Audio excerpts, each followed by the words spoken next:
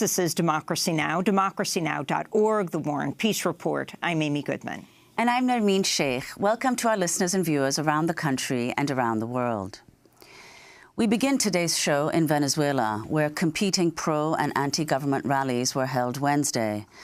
Venezuelan President Nicolás Maduro accused the United States of backing Tuesday's failed coup led by opposition leader Juan Guaidó. Speaking to a massive crowd of supporters outside the presidential palace of Miraflores, Maduro said the United States had been tricked into believing that several top Venezuelan officials were ready to break with his government. In this opportunity, the Venezuelan coup-mongers fooled the American imperialists, making them believe that I was to give up, that I was going to hand myself in, and that I was to leave the country. In Washington, the National Security Council held a principals meeting on Wednesday to discuss Venezuela. The Washington Post reports the staff of National Security Advisor John Bolton clashed with a top general during the meeting for not presenting sufficient military options on Venezuela. This came as Acting Defense Secretary Patrick Shanahan canceled a planned overseas trip to focus on Venezuela. Meanwhile, Secretary of State Mike Pompeo called Russian Foreign Minister Sergei Lavrov to urge an end to Russian involvement in Venezuela. Lavrov reportedly responded by warning the United States should not take any more aggressive steps in Venezuela. On Wednesday night, President Trump appeared on Fox Business. It's a terrible thing. People are starving. People are dying. There's no food. There's no water.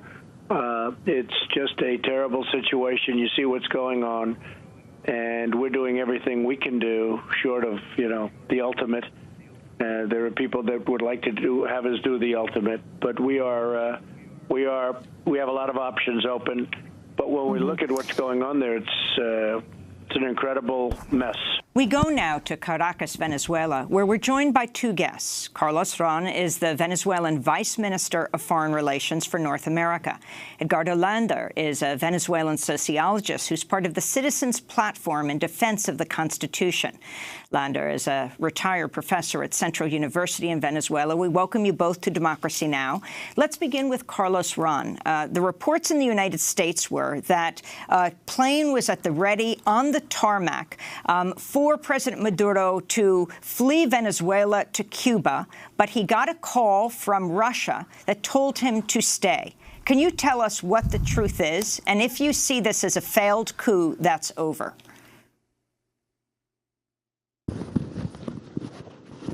Well, thank you very much for the invitation. First of all, I think this version from Washington is ridiculous, because I think President Maduro has made it clear that he's not going to betray the will of the Venezuelan people and just leave the country because of U.S.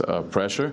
But also, it's a wide misunderstanding of Venezuelan politics and of Venezuelan reality to think that he's ready to get on a plane, but then he gets a call from Russia, and then that's what stops him. And I think it's just a pretext from the failed U.S. policy here. What is clear is that the United States is clearly and blatantly promoting a coup d'etat in Venezuela, from every high-ranking official, from people in Congress like Marco Rubio, Bolton, Pompeo, etc. And during the whole day of the coup attempt, they were tweeting and threatening the Venezuelan military and asking the Venezuelan military to join. I mean, there was clearly an intent. I think they have been fooled by their counterparts here, by their advisors, or by the people in the opposition who they speak to here, into believing that this is an easy thing to accomplish, and then just to save face and not face the the repercussions, they make up the story about Russian involvement or Cuban involvement and whatsoever. I mean, this is we're a government run on behalf of the people of Venezuela who elected us and who gave us their trust, and we're going to keep President Maduro is going to keep defending his position and the Constitution.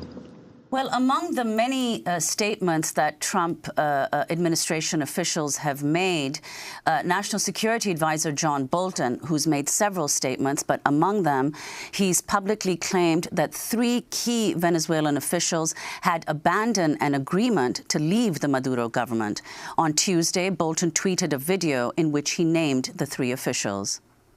It's particularly important now that all of you speak to those in the military and the regime who can make a difference, to Defense Minister Vladimir Pedrino, to Chief Judge of the Supreme Court Mikel Moreno, and Commander of the Presidential Guard Rafael Hernandez Dalla. These are 3 people who agreed with Juan Guaido to transfer power from Nicolás Maduro to the interim president. They need to act.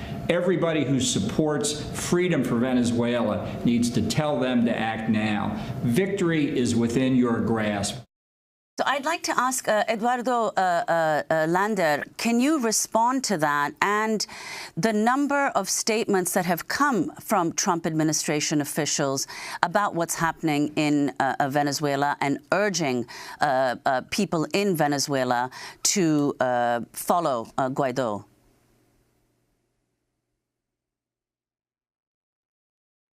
Good morning, Amy. And of course, I have no direct access to judge these statements, but it's obvious that this is just a continuation of this attempt by the U.S. government, by these neocons and hawks that are leading U.S. foreign policy in relation to Venezuela, and that they really have no problem making up whatever story they find is convenient in order to justify their actions. Obviously, there are some people in the current administration that want a military intervention in Venezuela.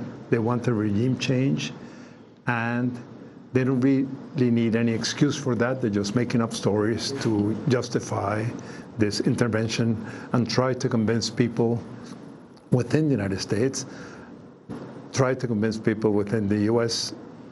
military that find this to be a really dangerous adventure, and of course opposition in Capitol Hill. How do you explain, Eduardo Landers, that it's both Democrats and Republicans that are opposing Maduro? I mean, there are many progressive Venezuelans as well who are extremely critical of Maduro. You have the Human Rights Watch and Amnesty reports that have come out. I think one of the reports is titled, let's see, one of the reports being titled Fear and Repression, Hunger, Venezuela, Hunger, Punishment, and Fear, the formula for repression used by authorities under Nicolás Maduro. Enormous frustration with the elected president, Maduro, but also the horror that the U.S. is threatening war, like this comment from U.S. Secretary of State Mike Pompeo, speaking on Fox Business. The president has been crystal clear and incredibly consistent. Military action is possible. If that's what's required, that's what the United States will do. We're trying to do everything we can to avoid violence. We've asked all the parties involved not to engage in that kind of activity. We'd prefer a peaceful transition of government there where Maduro leaves and a new election is held. But the president has made clear, in the event that there comes a moment, and we'll all have to make decisions about when that moment is, and the president will ultimately have to make that decision, he's prepared to do that if that's what's required. So you have the reports of the National Security Council in the United States, the rage of the Bolton people attacking a U.S. general for not coming up with more military options. You have Pompeo saying the U.S. is ready to go to war in Venezuela. But then you have, Eduardo Lander, progressives in Venezuela as well, saying that Maduro has failed in leading Venezuela, that the country is in an absolute catastrophe.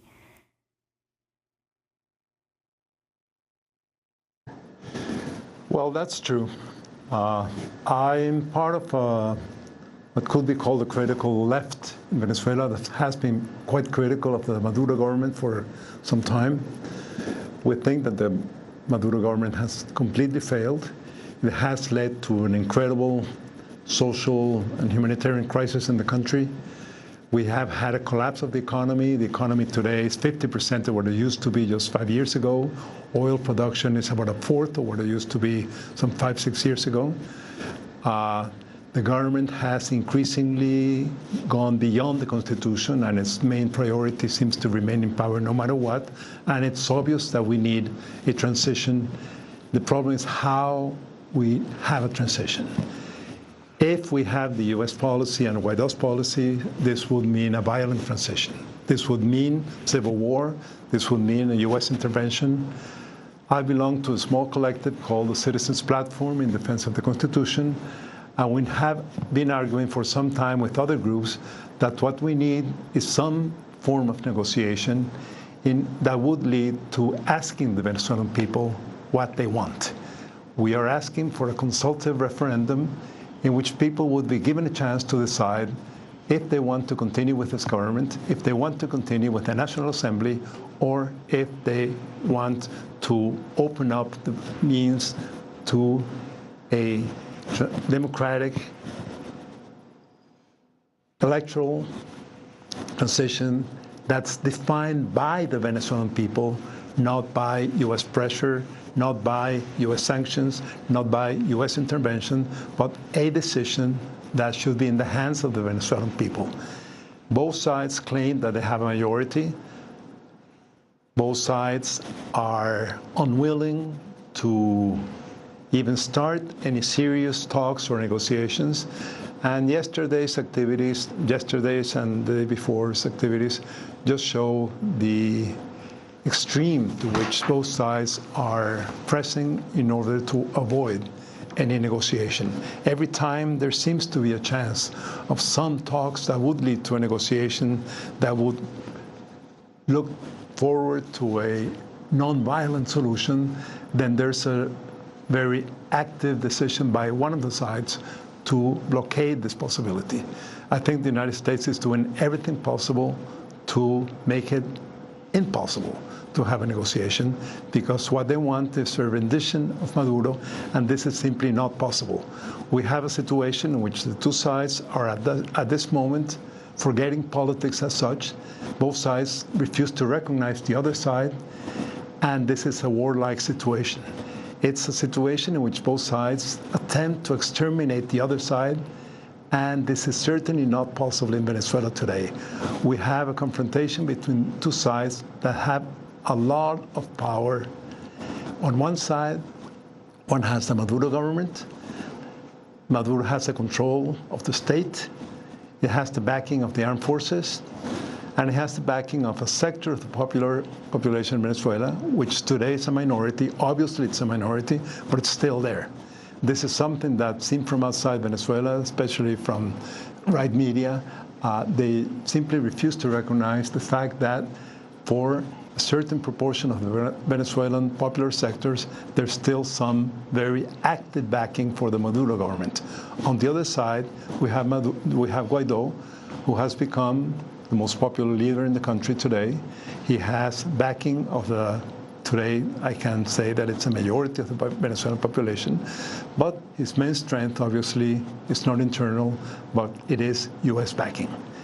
And in this confrontation, unless there is a negotiation, there is a very, very high risk of a civil war, of very violent outcomes, and the United States, as you have said, has repeatedly insisted that the military option is on the table.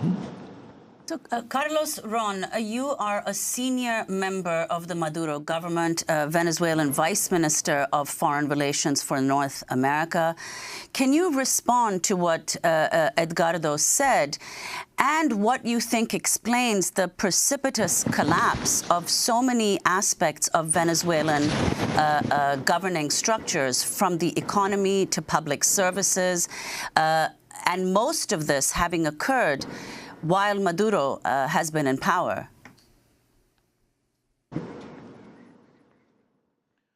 Well, for sure, I have some disagreements with Edgardo. Of course, I respect him, but that's the whole point. I mean, we can have disagreements as Venezuelans, and that's what this is about. You know, we need to solve our differences politically, and I agree with Edgardo, through dialogue, through politics, and not through violence. What we are seeing from the side of Guaidó and that group of extreme opposition leaders is really a call for another coup and a call for a violent overthrow of the government and the invitation for United States intervention. And that's what's really more dangerous. I think you see how U.S. officials are so committed to politics in Venezuela, and it's obvious because it does play into internal politics in the United States. I mean, there's a reason why both sides of the aisle go to the Venezuela issue, because they won the votes in Florida that they could get. Florida is a key state for the 2020 election, and when you have also candidates in the U.S. Speaking about socialism, you see democratic socialism or whatever you want to call it, but you see how the current administration is trying to downplay that by showing Venezuela as a sample of a failed social experiment. What they don't take into account is that a lot of the problems that we have been having, and nobody can deny them, is the effects of sanctions and other measures taken by the United States against our government.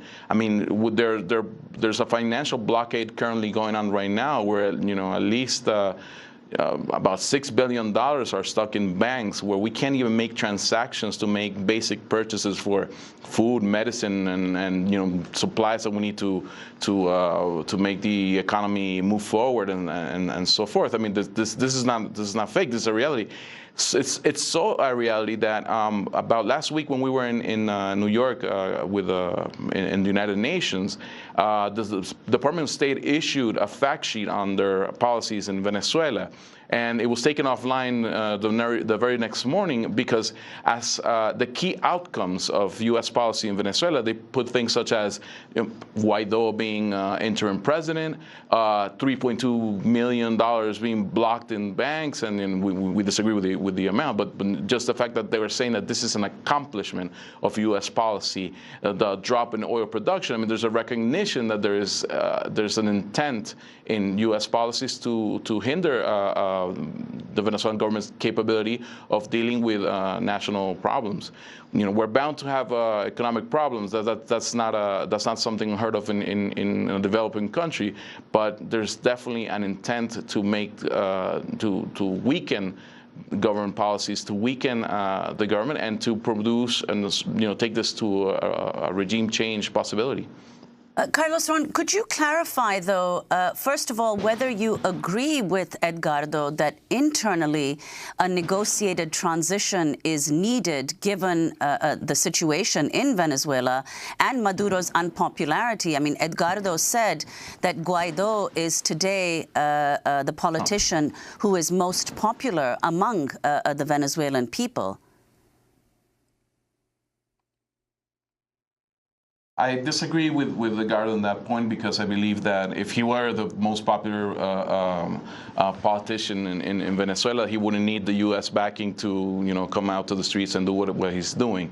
What I agree with him is the fact that I think problems of Venezuelans have to be solved by Venezuelans and have to be solved in politics, not with violence, not with attempted coups. But we have a constitution, we have means of. We need to sit down and find different formulas to solve our problems. We have disagreements on how we see. I mean, I support President Maduro, and I believe that our politics are the way we should go, and he has another opinion. And I think as Venezuelans in a democracy, that's what you do. You have differences of opinions, and then you try to play them out. But you don't try to do this through violence, and you don't try to do this through U.S. intervention. That's a key point here. Whatever problems we have as Venezuelans, whatever differences, we have to work them out. First of all, amongst Venezuelans, and second of all, through the democratic mechanisms that there are. I'd like to talk about the U.S. media coverage of the crisis in Venezuela over the last several months. In a piece published Tuesday,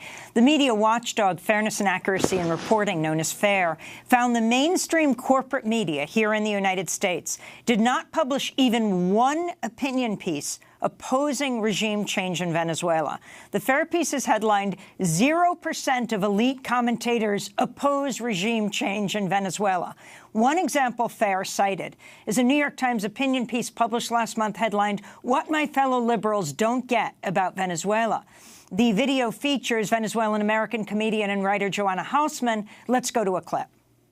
Juan Guaidó is not an American right-wing puppet leading an illegitimate coup, but a social democrat appointed by the National Assembly, the only remaining democratically elected institution left in Venezuela. Guaidó's job is to ensure free and fair elections, because, newsflash, the last election was not free or fair.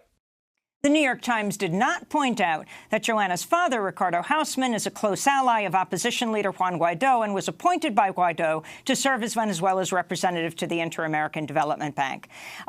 Edgardo Lander, could you talk about the media coverage and what that means?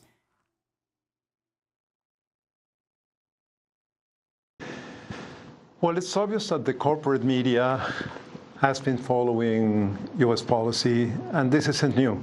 I mean, it happened during the Iraq War, it's happened in Libya, it's happened in all over the place. The papers like the New York Times turn to be critical after the facts. Maybe 10 years from now, they'll be critical of their position in relation to what's happening in Venezuela. But I also think that it's important to recognize that the problems in Venezuela are not black and white. It's not an issue of the democratic government presented by Maduro and some fascist opposition. The problems are much more complicated, and I think that one has to take into account that the serious economic and humanitarian crisis in Venezuela is mainly due to the incapacity and corruption of the Maduro government. It's true that over the last 2 years, U.S. sanctions has become a really critical, important issue. The fact that there's a financial blockade, the fact that, that Venezuela has been highly dependent on oil exports and imports from the United States has that, at this moment, blockaded. The fact that the Venezuela has no access to foreign credit, the fact that the central bank has been prohibited in dealing with dollars. And there's a whole range of sanctions that is having a huge impact on the Venezuelan economy. But this has been happening mainly during the Trump administration, and this is from August 2017. But the economic crisis in Venezuela started way before that. The decay of the Venezuelan GDP, the decay of public services, the lowering of living standards, the limited access to what used to be the main achievements of the Venezuelan process during the first decade are all things that were happening before the sanctions. So we have a combination of a very incompetent government, an extremely corrupt government, an increasingly authoritarian government on one side, and on the other side, we have this opposition backed by the United States with this constant threat of intervention. So we need to find a solution in which there is a possibility for the Venezuelan people to have a say and decide what they want for their country in a non-violent way. How do you envision that happening, Edgardo? How do you envision that happening? You have these protests in the streets right now. You have people on both sides. Even if this particular coup attempt has failed, and would you say, Edgardo, it has failed, how do you see this dialogue going across the political spectrum?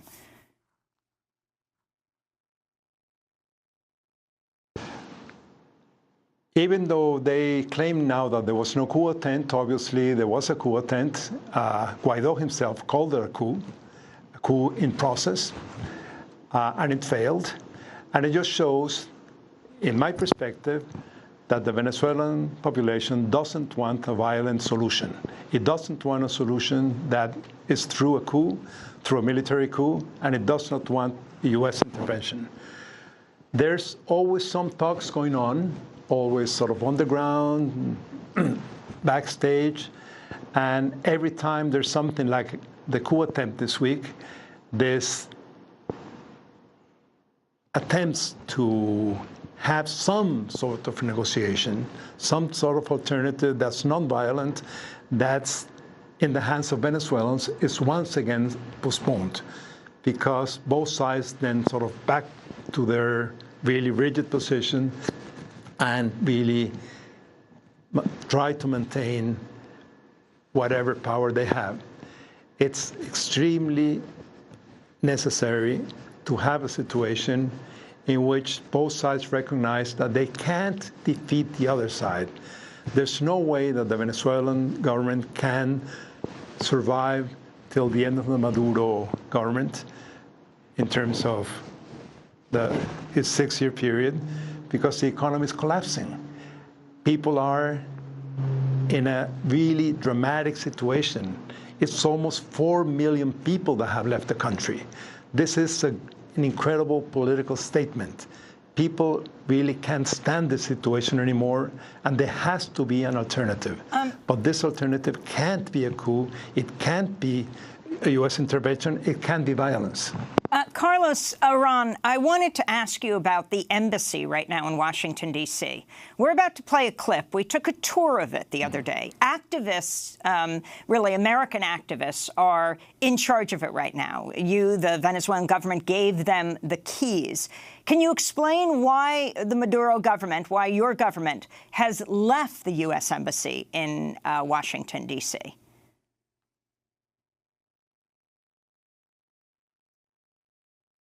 Well, we have we broke relations with the United States on January 23rd, and then out of the process of that, we have our diplomatic staff has left the embassy.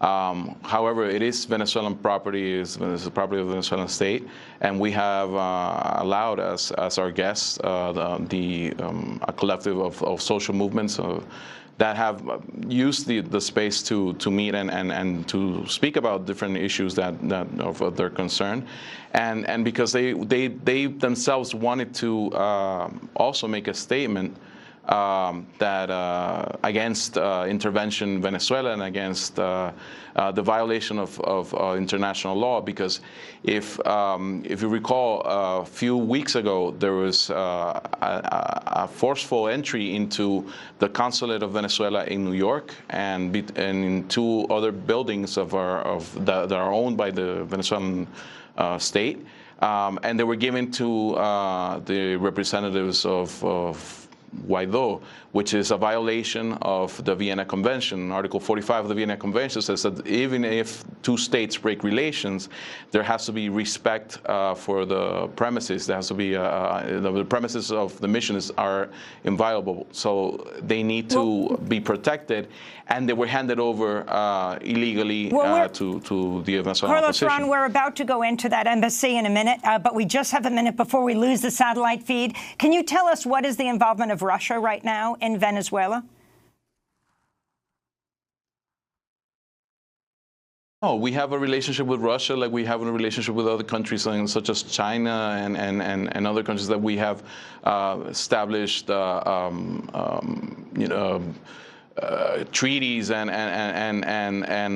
some, things to foment, promote the development in Venezuela. I mean, the relationship is one of friendship and it's one of cooperation. And that's it. This isn't the way it's being portrayed by U.S. authorities, as if there's any other type of influence on the Venezuelan government. It's the people of Venezuela that decide through its elected leaders what Venezuela does. Well, we want to thank you both very much for being with us. Carlos Ron, Venezuelan Vice Minister of Foreign Relations for North America, speaking to us from Caracas, and Edgardo Lander, a sociologist in Venezuela, where he's part of the Citizens Platform in Defense of the Constitution, retired professor at Central University of Venezuela in Caracas. This is Democracy Now!, democracynow.org, the War and Peace Report. On Tuesday, we went down to Washington, D.C., where we met with activists who are occupying the Venezuelan embassy. The Venezuelan government has left the building, but they gave their keys to these activists. They're demanding, the activists are, that the Trump administration cancel plans to turn the embassy over to Venezuelan opposition leaders. This is Ariel Gold with Code Pink. Here we are outside the Venezuelan embassy. Tell us who you are, who you're with, and why you're here. I'm Ariel Gold, and I'm the National Co-Director for Code Pink. Code Pink has been here, we're going on week 3, since April 14th, and we've been here in order to protect this embassy from takeover by Guaido, who is Trump's puppet, and Trump has been trying to, Trump and Elliot Abrams, to orchestrate a coup in Venezuela, and taking over this building is part of that. How has the U.S. been involved with the takeover of this building? I mean, this was the embassy. It's the embassy of the government of Venezuela. The president elected is Maduro. So what's happened here? Where are Maduro's people? Where is the government?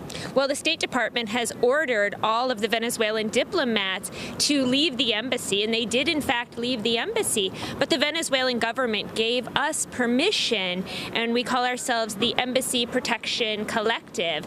They gave us permission to be inside this building 24/7. Can you tell us who you are and why you're here today? My name is Kevin Zeese. I'm with Popular Resistance. I'm part of the Embassy Protection Collective.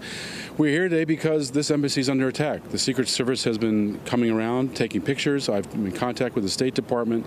They tell us they are going to, at some point, remove us. I ask them what they're going to charge us with, and I say we're here legally. We're not trespassing. The Venezuelan government, the elected government, allows us to be here. They gave us a key to come in. So we're lawfully here. The strange thing is, if the Trump administration comes in, they'll be the lawbreakers. The Vienna Convention says this is inviolate. They can't violate this embassy. They can't trespass. They can't unlawfully enter. They can't give this to the opposition. That's not their role. Their job under the Vienna Convention is to protect this embassy, not to violate it. So we're here doing the job that the Trump administration should be doing. Can you take us inside the embassy? We're walking to the back of the Venezuelan embassy. Dangling from Ariel Gold of Code Pink's backpack, it says, Guaido not welcome here. We're going inside. Here's the key to the building. Okay. That we have under permission from the Venezuelan government. Can you tell us what this is a baseball jersey? Maggio Ordonez is here. Kevin, you want to explain? Alex Gonzalez. They're both Maduro and Chavez were baseball players. Baseball is a sport that's very popular in Venezuela. So where are we going? Second floor. Kevin Zeese. I was in Venezuela last May for the re-election of President Maduro. There was actually an election. He was not a dictator. 9 million people voted. Maduro received 6 million votes. There were more than 150 international election observers, and they unanimously came out and said that it met international standards for democracy, there was no fraud, and Maduro was legitimately elected. And comparing that to Guaido, Guaido won second place in the National Assembly election, 24% of the vote in the second smallest state with a tiny political party. He got in because the top two get in. And so he got in because? The top two winners, the top two in the race, get into the legislature. So he got in, barely got into the legislature from a tiny state with a tiny party, and then he was elevated by Trump and Pence to be the president. He was unknown by most. Well, the night before, it was a process actually that began in January at the OAS. They had multiple meetings to try to resolve this. Leopoldo Lopez was on from video conference. They've been working on this for it's that long.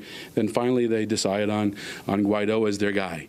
And the night before that Guaido self-appointed, Michael Pence called him and said, "We're behind you if you do it."